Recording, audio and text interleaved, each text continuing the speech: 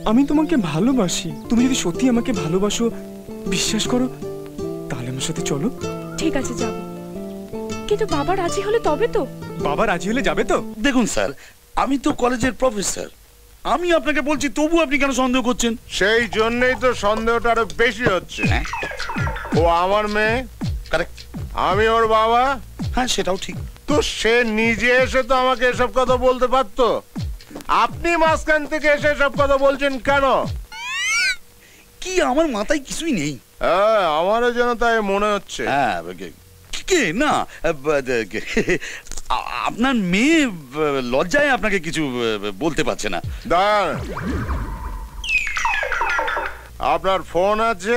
আছে, নাম্বারও আছে। ওটা লিখে দিয়ে যান। কেন? 7 দিন মেয়ে বাইরে থাকবে, ওর সঙ্গে কথা না বলে আমি থাকতে পারবো না। ও, তার মানে আপনি ওকে যাওয়ার অনুমতি দিচ্ছেন? যাওয়ার ইচ্ছে থাকা সত্ত্বেও আমার অনুমতি ছাড়া ও যখন যেতে চায় না, তখন বাবা হিসাবে মেয়ের ইচ্ছেটাও তো রাখা দরকার। হ্যাঁ, তা তো বটেই।